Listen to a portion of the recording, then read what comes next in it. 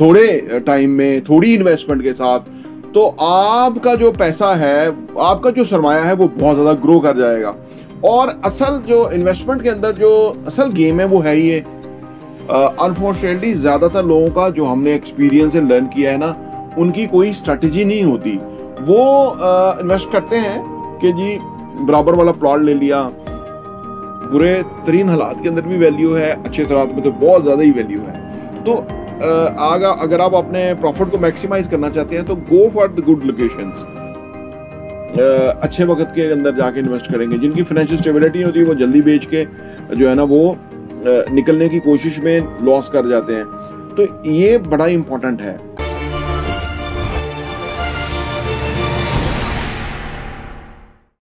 बिस्मिल्लाहिर्रहमानिर्रहीम, अस्सलाम वालेकुम रहमतुल्लाहि व बरकातहू। मेरा नाम अहमद अकील है, आप देख रहे हैं property vision TV.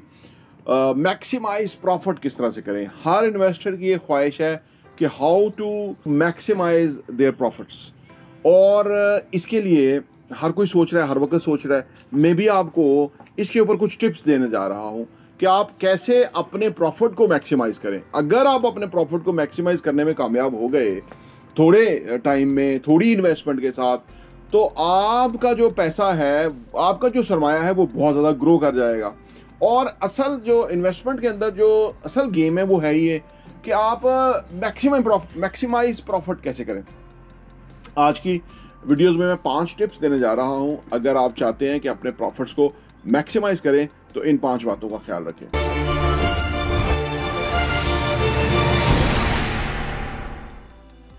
Welcome back. देखिए जी, आपने अपने प्रॉफिट को जो मैक्सिमाइज करना है तो उसमें नंबर 1 चीज़ ये जो आपके दरपेश होनी चाहिए वो है इन्वेस्टमेंट स्ट्रेटजी। किस स्ट्रेटजी के तहत आप इन्वेस्ट करेंगे, ये बहुत ही इंपॉर्टेंट है। कि क्या आउटकम आप लेना चाहते हैं, क्या हिकमत अमली है आपकी इन्वेस्टमेंट के हवाले से। अनफॉर्चुनेटली ज़्यादातर लोगों का जो हमने एक्सपीरियंस से लर्न किया है ना, उनकी कोई स्ट्रेटजी नहीं होती। वो इन्वेस्ट करते हैं कि जी बराबर वाला प्लॉट ले लिया, या किसी ने उनको कहा तो वो इन्वेस्टमेंट कर लिया। तो उनकी कोई बाकायदा स्ट्रेटजी नहीं होती कि ये इन्वेस्टमेंट करनी है, इसका पर्पस क्या है, इससे आउटकम क्या आनी चाहिए, इससे बेनिफिट्स क्या जो है ना वो रिक्वायर्ड है, इससे क्या मुनाफा रिक्वायर्ड है, इससे कितने टाइम में कितना मुनाफा चाहिए। अच्छा, जो यहाँ पे एक थोड़ी सी नाजुक सूरत हाल ये है कि जब आप थोड़े टाइम में ज़्यादा प्रॉफिट लेना चाहते हैं तो उसमें गलत भी हो जाते हैं ना, क्योंकि आप कोई गलत हिकमत अमली को, गलत स्ट्रेटजी और गलत बंदे के हत्थे चढ़ जाते हैं। ये बिल्कुल नहीं करना। Be realistic. जैसे आजकल जिस तरह से है, थोड़ा सा करंच आया हुआ है, जो कि अच्छे कारोबारी लोग हैं, जो बिज़नेस को समझने वाले लोग हैं ना, तो वो इस चीज़ को, इस टाइम को संभालते हैं। और जिनकी कैपेसिटी नहीं होती तो वो वावेला शुरू कर देते हैं, उसमें मर गए, रुड़ गए, इस तरह शुरू कर देते हैं। तो लिहाजा जब आपकी इन्वेस्टमेंट स्ट्रेटजी स्ट्रांग होगी और उसके अकॉर्डिंगली आप काम कर रहे होंगे ना, तो उससे आप ज़्यादा मुनाफा भी कमा सकेंगे और मुतमिन भी रहेंगे। नंबर 2 ये है जी क्रिएटिव सिनर्जी। क्रिएटिवली इन्वेस्टमेंट बेहद इंपॉर्टेंट है। और उस सूरत में कि जब के बहुत सारी चीज़ें अवेलेबल हों, बहुत सारा लोग जो है बेचने के लिए चीज़ें हैं, और आप उसके अंदर अगर हर कोई चीज़ ख़रीद लेंगे तो वो कोई क्रिएटिव नहीं होगा। आपको ऐसा क्रिएटिविटी का के तहत इन्वेस्ट करना है कि जो एक दूसरे को सपोर्ट करे, बैक करे। यानी एक जो इन्वेस्टमेंट है उसका जो मुनाफा है वो दूसरे को साथ बैक करे, सपोर्ट करे। इस किस्म का आपको क्रिएटिवली कोई थॉट प्रोसेस इन्वॉल्व करना है। उससे आपकी जो प्रॉफिटेबिलिटी है उसमें इजाफा होगा, उससे आप ज़्यादा मुनाफा कमा सकेंगे। और क्रिएटिव सिनर्जी के अंदर मुख्तलिफ़ चीज़ों को देखें, सुने, जानें, समझें, ठीक है, उसको उसके जमा तफरीक करें। जितना ज़्यादा आप ये कैलकुलेशंस करेंगे उतना ज़्यादा आपको ज़्यादा फ़ायदा होगा। और ख़ास तौर पे जब ज़्यादा चीज़ें अवेलेबल होती हैं ना, ज़्यादा इन्वेस्टमेंट अपॉर्चुनिटीज़ होती हैं, तो उसमें बंदा क्या ले और क्या नहीं ले, इस तरह इसके भी के अंदर भी शिकार हो जाता है। लेकिन अगर आप बहुत ज़्यादा सनर्जाइज करेंगे चीज़ों के हवाले से, फ़ैसलों के हवाले से, अपनी हिकमत अमली के हवाले से, तो उससे आपको फ़ायदा होगा। नंबर 3 ये है कि जी इन्वेस्टमेंट इन न्यू प्रोडक्ट्स। जो नई चीज़ें बन रही हैं, कुछ माजी में चीज़ें बनी थी, उनकी वो एक प्रोडक्ट थी जो कि आपने देखा, सुना जाना होगा। लेकिन जो नई प्रोडक्ट आ रही होती हैं उसमें कुछ नई चीज़ें होती हैं।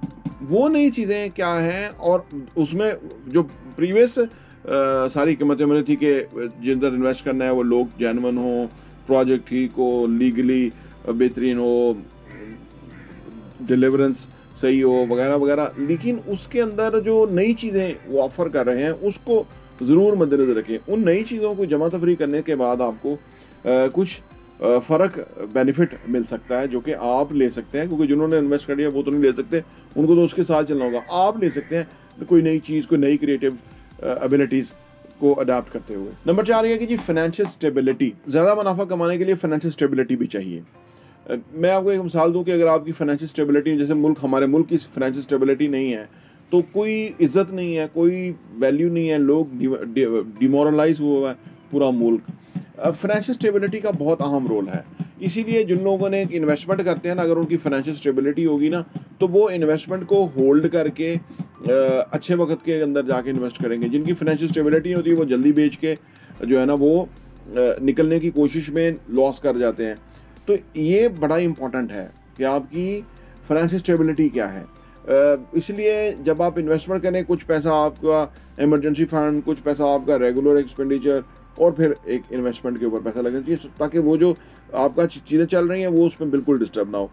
इससे आप ज़्यादा फ़ायदा उठा सकते हैं और इससे आपका जो इन्वेस्टमेंट का काम है वो स्टेबल चलेगा, जो कि आपको दूरस्त फ़ायदे होंगे उसके। नंबर 5 और आखिरी, take good location. Location real estate में ख़ास तौर पे ऐसी चीज़ है कि जिसकी बुरे तरीन हालात के अंदर भी वैल्यू है, अच्छे हालात में तो बहुत ज़्यादा ही वैल्यू है। तो अगर आप अपने प्रॉफिट को मैक्सिमाइज़ करना चाहते हैं तो go for the good locations. Category, good location, कोई ख़ास सिग्निफिकेंस, कोई ख़ास इंपॉर्टेंस, कोई ख़ास अहमियत, उसके अंदर भी आपके प्रॉफिट जो है वो मैक्सिमाइज़ होगा। ये 5 बुनियादी टिप्स हैं कि जिसको आपको मद्देनज़र रखना चाहिए जब आके आप कोई इन्वेस्ट करने लगें। देखिए, रियल एस्टेट में मैं हमेशा कहता हूँ हर इन्वेस्टमेंट में प्रॉफिट है, लेकिन मैक्सिमाइज प्रॉफिट जो है वो हर एक में नहीं है। उसकी कीमत देखनी पड़ती है, उसका फ्यूचर स्कोप देखना पड़ता है, लोकेशन देखनी पड़ती है, बेशुमार चीज़ें हैं। और अगर आप इस तरह की बेशुमार चीज़ें और भी समझना चाहते हैं तो हमारा चैनल सब्सक्राइब कर लें, घंटी का बटन प्रेस कर लें, वीडियो को लाइक किया कीजिए, सो दैट कि हमारी वीडियोज़ एल्गोरिथम में ऊपर जाएँ और दूसरे लोगों तक पहुँचे। प्रॉपर्टी इंटरव्यू देखने का बहुत बहुत शुक्रिया।